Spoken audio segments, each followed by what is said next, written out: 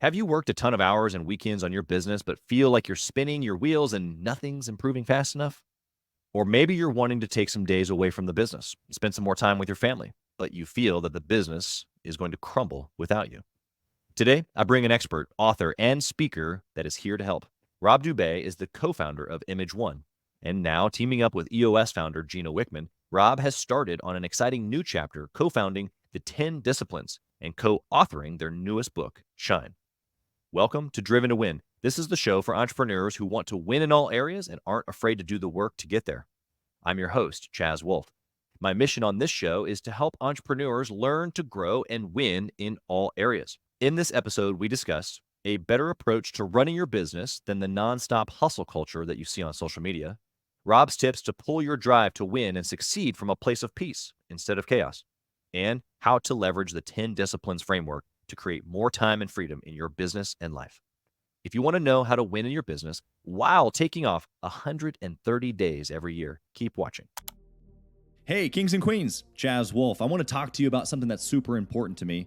We put a lot of time and effort, we meaning myself and my team, into this podcast, into the content that goes out every single day. And if you have been getting any sort of value or insight from this, we want it to be able to reach other business owners too. So we would love if you would like, comment, share, leave a review, post, share again, all of the things on social media, on all the different platforms, or even on the podcast mediums of Apple and Spotify. We would love to be able to get our content into more hands, more entrepreneurs, so they can grow their business as quick as possible. Together, we are building a community of like-minded entrepreneurs who are committed to growing their businesses to new heights. So let's do this. Let's help each other grow. We see a lot of hustle culture in today's environment, and I know they're like, listener, please don't get me wrong here. I work hard. You work hard. Rob works hard. Maybe Rob, maybe you say that differently now. I don't know. But I think that there's a difference between hustle and grind versus I'm doing the things that are necessary to grow my business or my family or, my faith or my health.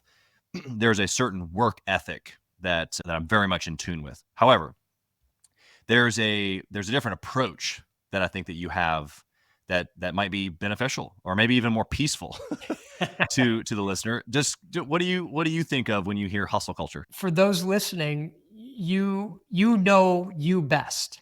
And so what you want to do is manage your energy, really. And so if hustle is the best way for you to manage your energy, then hustle. And whatever that means to you, I would hear things like, while everyone else is sleeping, I'm up doing this, that, and the other, getting ahead. And so that to some may have become sort of a mantra, like that's what I'm supposed to do. And for you, that may be what you're supposed to do. But what I would also ask you to consider is maybe there's a different way. And I'll give you some ideas for what those are. You can manage your energy by having a framework in your life.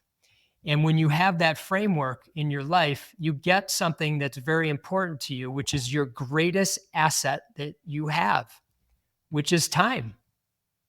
That is your greatest asset, yet we give it away freely without giving any thought to it. We manage our financials more tightly than our time. When you have time back, you begin to clear your mind. And I always like to ask you, is your mind busy? If I ask an audience that, 100% of the hands go up because your mind is busy. My mind is busy. Chaz, I'm going to assume your mind's busy. Is it? Oh, yeah. Right. So, when we make decisions on a clear mind, we make better decisions. And when we make better decisions, you get to where you want to go faster, because they're better decisions, which may mean you don't have to push the envelope on this idea of hustle. Yeah, well, first off, I appreciate just the context there. I think that you're right, that each individual person, which I love the individual, I guess, self-analysis is really what it is that the individual or the entrepreneur listening right now that is, just started the company a couple of months ago, like, bro, you need more leads. So you might need to be quote unquote hustling to get some leads, to get some things rolling. You got it. But you shouldn't be, you probably shouldn't have a 4-hour morning routine that includes meditation and a workout and, peaceful thoughts on all these wonderful decisions you have. You just really have one decision. It's, where am I going to get a lead today? And so I think that context is huge, and who we're talking to, right? So if you're listening right now and you're in the process of, building, I think that can be useful, but there's seasons. There's also this understanding of, where am I? What am I doing currently? What's the most effective? Loved how you used manage my energy. We only have so much energy. Where am I deploying that today? Right. And it might be 80% of it here in this one little thing, and I got to go after it, and I got to be really busy about this thing, whatever that is. I want to know what you think about this scenario. I was telling you this morning, we were in our roundtable with Gathering the Kings, and all of our members there, and just high level strategy and problem solving, and it's just a really cool event. I'm still buzzing from it many hours later. But one of the guys that shared, he's really working through some of the seats in his business, and he's handed off some operations stuff over the last couple of months, and it's really freed him up to really focus. He's doing a little bit more of the sales side. He's got some stuff working, but the back end is like working a lot better now that he's put some systems and some right people in place. And it's just really, really cool to see. But it's only been a couple of months, and he was really like trying to move on. Like, okay, like, how do I hire the sales guy, and how do I, just the next thing. And he's got going to be a multi 7-figure business this year. And so it's not like a little bitty startup. And one of the feedback loops that he got today was of a guy saying, hey, you said at the beginning that your wife, XYZ, and that your kiddos, XYZ, and that those things were important to you. But we've talked a lot about you hiring this next position. And where does that flow in? And is that really even necessary right now? And could you do the thing you're doing right now while you're managing the thing that you just did 2 months ago, while being able to be present with your wife and with your kiddos, like you said at the beginning? And it was like that thing had been lost through all of the problem solving and business strategy, and we're just trying to always grow. It's really what it is. That hustle is like, I have to grow for the sake of growth. Well, I like to grow in all areas. I'm obsessed with it. We've talked about this, but how do I take that desire for growth, Rob, but then recognize that maybe this season of growth looks like something a little different than, quote unquote, maybe hustle? Just you out there listening, is, what do you want out of this life? Whose dream are you living? Someone shared that with me recently, and I love that. Know you're 100%. And this is where you want to decide on and commit to the perfect number of hours per week and weeks per year where you deliver your value, your greatest impact to the world. So back to your hustle question. Once you play around with, what are my perfect number of hours per week? For some people, that's 60. For some people, it's 35. So what do you want out of this life? Thinking about your mastermind person, if part of his 10-year thinking is having a really deep and loving relationship with his spouse and his 2 kids, is 60, 70 hours going to get him there? It's going to suffer. If you want your business to be $1 billion business, well, you might need 60, 70 hours. But the family's probably going to suffer to her. So you have to start understanding, okay, what is it? And bring it in. Maybe it's not $1 billion business. Maybe it's a $20 million business, but now I'm going to work 40 hours, not 60, 70, 80. And I'm going to use my energy. I'm going to have maximized my energy when I'm during those 40 hours. So the rest of the time I have maximum energy for my spouse, for my kids. So I'm, as you said, so you are fully present with them. They feel that. And a big thing that, your listener may relate to is not feeling present, actually. Say you're with your family in body, but your mind is somewhere else, thinking about the problems, challenges, or even the exciting things that are going on the business side of things. And we want you to bring that in and be fully present, because that's all anybody wants from you. They want your full presence, your true unconditional love. Yeah, that's true. The example there of something really exciting going on in business. I've said this story a couple times here on the pod, but I play Uno with my kids and other types of games like that. And to me, although I'm competitive, I'm not going to like dominate my 4-year-old. Although I do sometimes just to give him a little taste. But I had to switch my brain from I wasn't just playing Uno with my 4-year-old because in comparison to closing another deal or interviewing, Rob Dube, like these are really exciting and a lot of dopamine over here for a builder like me. And it's like, okay, this is interesting. I switched my mind over here. I'm not just playing a game of Uno. I'm building my son. Whoa. Mm. Okay. So how in this game now, being present, like you're talking about, am I using the elements of winning and losing / just being here with him, paying attention to how he's thinking, what he's doing? Like I'm like now building a human. Over here, I'm building a business. Great. Over here, I'm building my son. Yeah. Whoa, this is awesome. All it is a perspective change there. And then me being in the game. Yeah. Like literally. Yeah. Yeah. That is beautiful.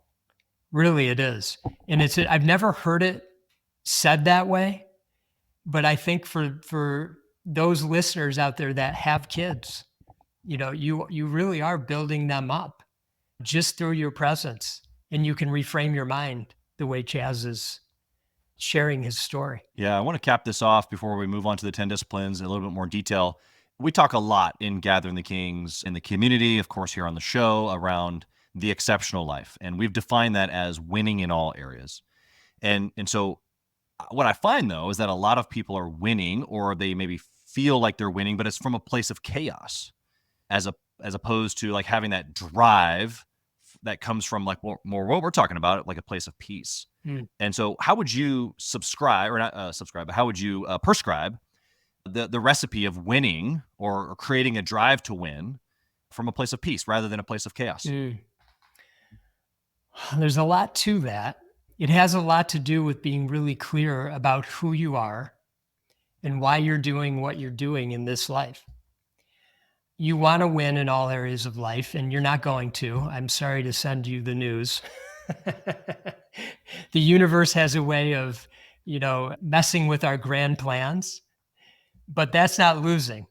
So, and I think, Chaz, I'm imagining that's what you mean, because it's not going to all go perfectly, but every moment's a lesson.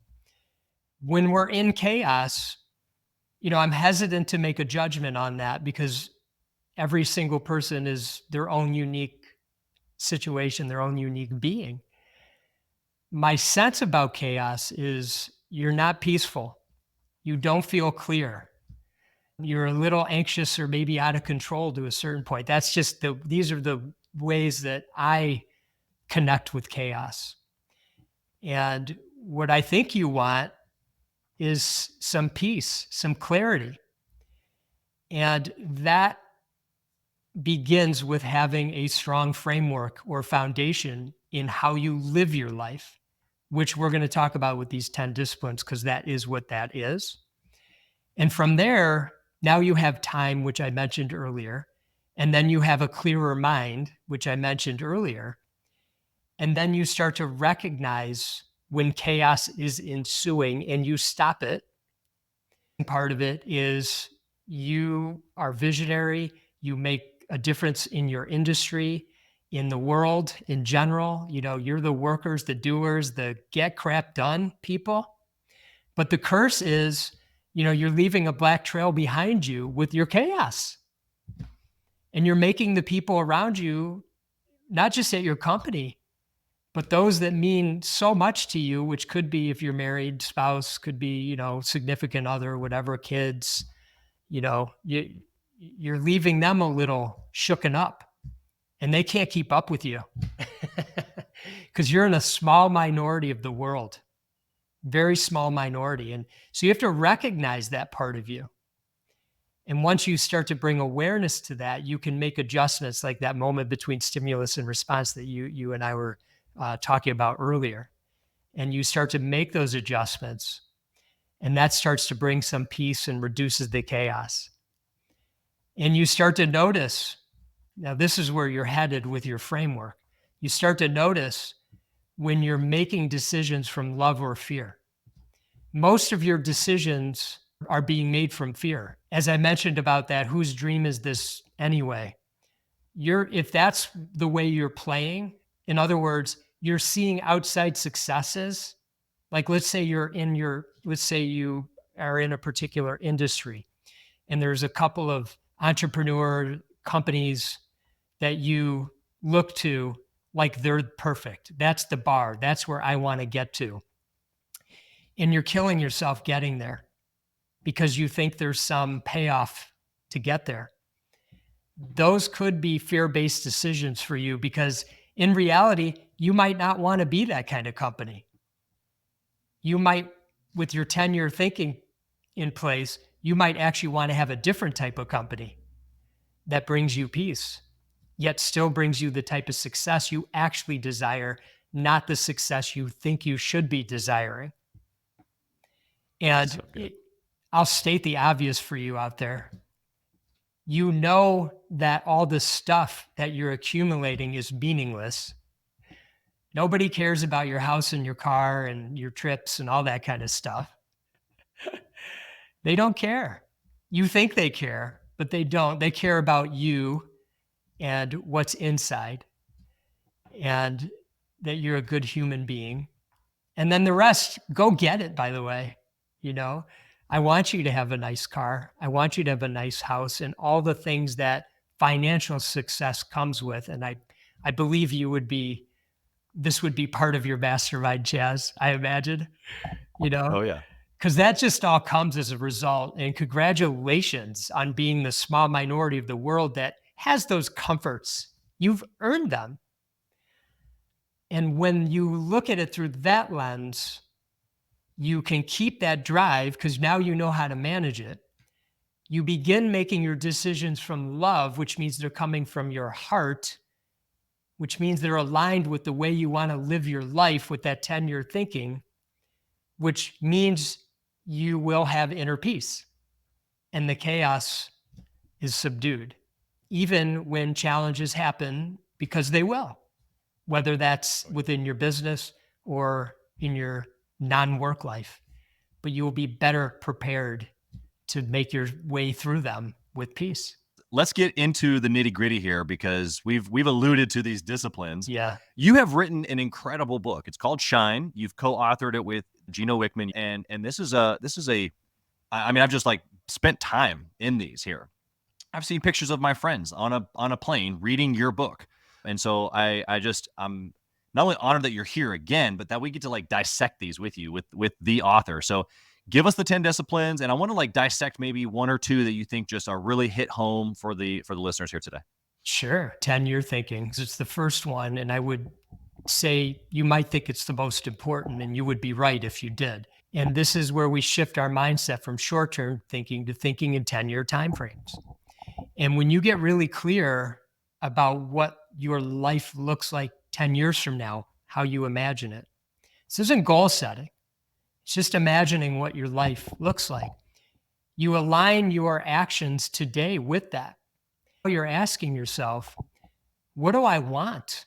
And how does this align? And so you don't get off track. It keeps you on track and focused. It's like your North Star. You keep moving towards it. So that's the first one. The second one is take time off. And this is where I want you to take 130 days off and not think about work the entire day. Okay. So first, for perspective, if you took every weekend off, every US holiday, and at least 3 weeks vacation, that's about 130. So just, weekends, et cetera. So that usually settles people a little. Although you out there are probably working on the weekends, I'm guessing, at least one of the days for some period of time, maybe not all day, but you're definitely thinking about work. And that's the hard one for people. And my hope for you is that you'll start to work the muscle of letting all the work stuff, your business stuff go. So meaning not checking in with emails, not reading business books, catching up on industry news, writing down all your wonderful ideas that are going to change the world. You're letting that all go, actually, and being free of all of it. because you want to rejuvenate your mind and your body during this time. And I mentioned earlier, time, clear mind. So now you're taking time, you've given yourself that gift. Now you have a clear mind. And with a clear mind, you will have better ideas, better solutions, more peace, and you will change your industry. You will change your company. You will change the world. You will make greater impact in all the ways that you hoped and then some. You don't even probably realize what you're capable of. But we must have a rejuvenated mind and body to do that properly. So we really have to work that muscle and find other things in this world that interest you. And that's an interesting thing. I ask you, to the listener, write down 10 things outside of business that interest you that you could spend hours on and go doing them. If you're normal, you can't find 10. There might be two. I was going to say it. There might be two. And if I'll make one up, if skiing's one of them, you can't take your phone and look at your emails on the chairlift. You have to look at the beautiful scenery that you got yourself out there to. So that's the second discipline. Take time off. So the next discipline is discipline number 3. Very important. Know thyself. And this is where we want you to be you 100% of the time, 24/7, 365. We want you to let your freak flag fly. Be authentically you. All the craziness that you bring to this world is what is so beautiful about you. And people appreciate that authenticity. Sadly, what happens is many of you end up becoming chameleons, and you try to fit in and say just the right things all the time, or do all the right things, whatever that means, by the way. That means it's what you think is the right thing. But people pick up on inauthentic energy. For example, you may have met somebody along the way and had a conversation with them. And at the end of the conversation, you might find yourself shaking your head saying, wow, that person had an amazing energy. Or you might say, that person had kind of a weird energy. See, you're picking up on their energy field. And you know something's off or something's on. If it's on, it means they're authentic. If it's off, it means they're not. And that's your radar. You're picking up on that. And just know that others pick up on that about you. And That's so right. Be you. A great thing that you can do to learn more about yourself is you can send an email to the 5 people closest to you and ask them to list out your greatest strengths and your greatest weaknesses. It's a very simple entree point into getting to know yourself better, and it's vulnerable because you know you're going to see the weaknesses part. That's right. But That's right. it's really enlightening at the same time. So I always like to share that one because it's a very simple action that you can take after you listen to this podcast today. I'm going to keep going, Chaz, if that's okay. Yep. Yeah. I love it. We're right on track Okay. here. This is amazing stuff. The 4th discipline is be still. Sit in silence for at least 30 minutes every day. Now, there's a lot of ways that you can do this, so let me start there. And we just bring up 4, but there's probably 1,000. So just figure out what's best for you. Prayer, meditation, journaling, contemplation, or some combination of 3 or 4 of them during your 30 minutes. Now, if you're normal, sitting in silence for 30 minutes is pretty hard. And there's a favorite quote I have from an author named Anne Lamott. She says, "My mind is like a bad neighborhood. I try to never go there alone." So think about that for a minute. When you go to sit in silence, what's happening is your ego is saying, don't do that. Your ego's trying to protect you right now. Don't go do that, because your ego knows exactly what's going to happen. The second you sit down, you're going to be rushed with a million thoughts, and some of them are going to be painful.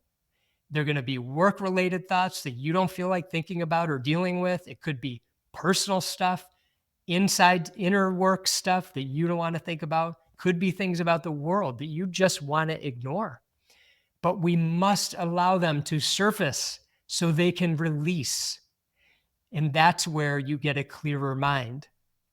Now, sitting in meditation or prayer are great. So I encourage you, schedule this in like you do your workouts. It's a workout really for your mind and very important. And it's really great to see more and more people are embracing this these days. I've shared with this with several of our members, but we just call it think time. And it's really incredible how when you sit down with just a question or two or three, and in essence, what you're doing, like from a mind perspective, is that you've been cramming all week long, like stuff, like intaking all this detail, right? And you're just giving your subconscious a chance to just come out and like stop stuffing me full. Let me get some stuff out. Let me clean it out. And out comes probably some solutions and some things, or maybe some contemplation, maybe some things you need to write down. So anyway, I just love what you're doing. Keep going. So discipline number 5, as I segue, we talked about, that's know your 100%. The next one is discipline number 6, which is say no often. And that's to say no to everything that doesn't fit into those first 5 disciplines. So, you might go back and re-look or re-listen to the 5 disciplines and think, where, as I think about what I say yes to and what I say no to, now that I'm getting clearer on knowing myself, understanding some of my boundaries, you start to get clear about what to say yes to and what to say no to. And see, as somebody you are driven, as I mentioned, you have successful businesses or you're building successful businesses. And as that happens, you start getting more opportunities and more things coming at you than you have time for. And so you have to start making adjustments to what you said yes to in the past, to what you're going to start saying yes to in the future. And that means you have to say no to most things. And so please put a great focus on that. And that's one of the things that is most difficult for you, is saying no. And we feel guilty. We feel FOMO. We feel like we're going to disappoint somebody. Part of our identity as an entrepreneur is helping, being the person with the answers who could connect the people.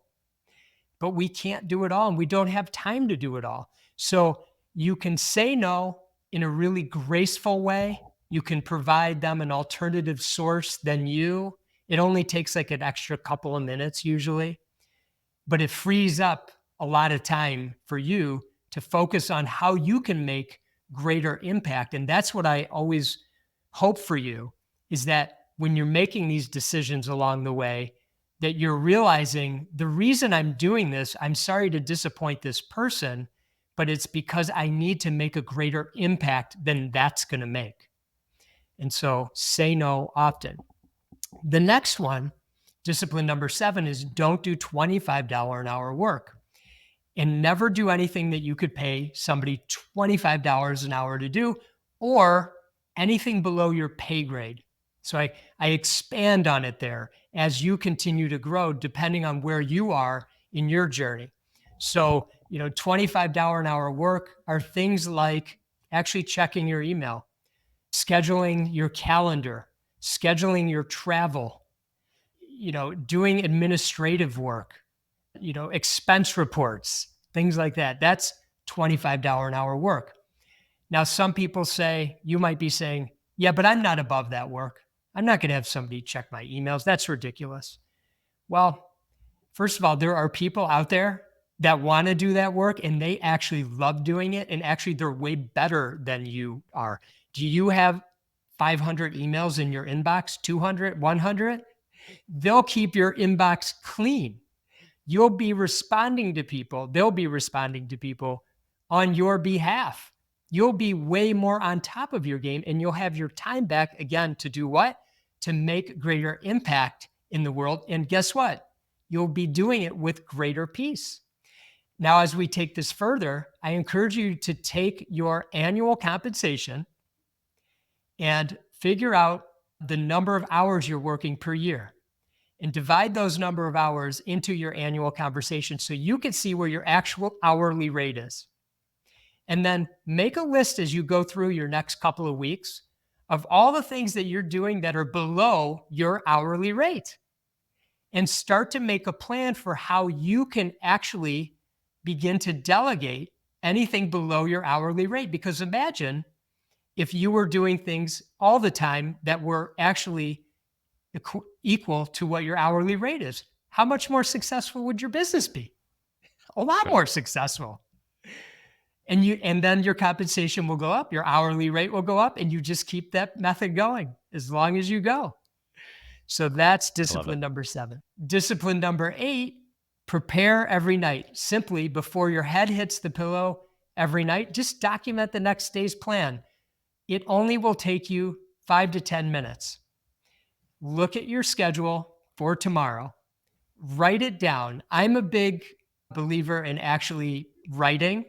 So just if you're up for this, take a piece of paper or a notepad or whatever you want to use, a tablet, and write your schedule out, 7 a.m., 8 a.m., etc.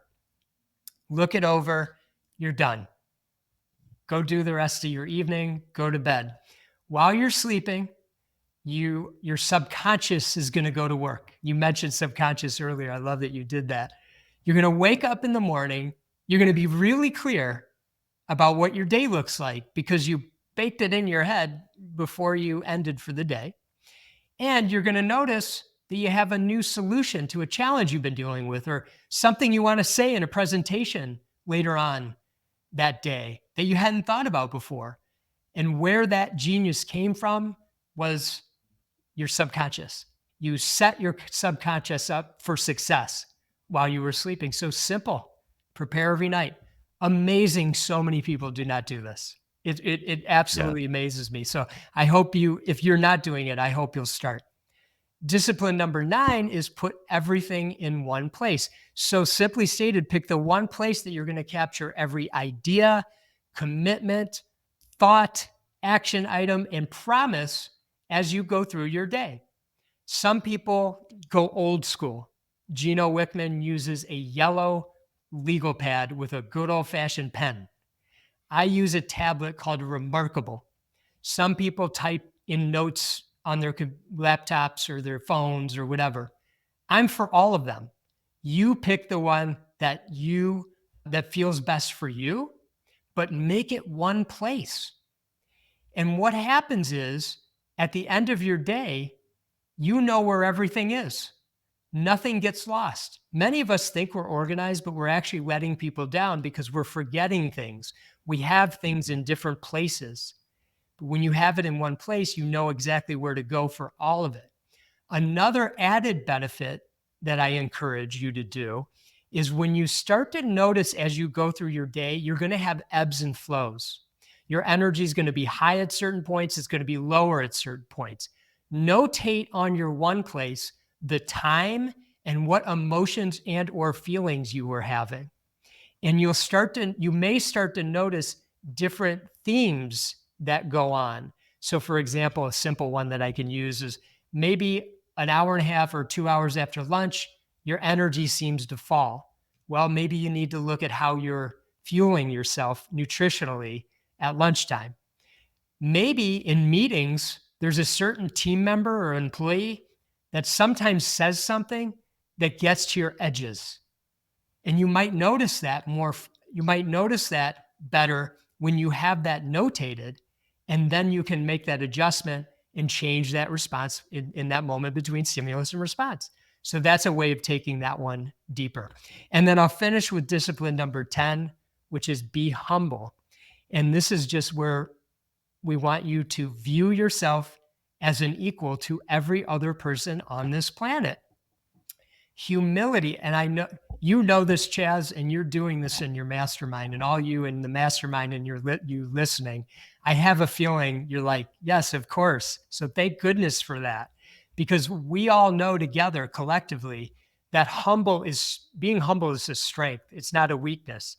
And oftentimes in society, when you're not humble, people feel like that is actually exhibiting strength, but it's not.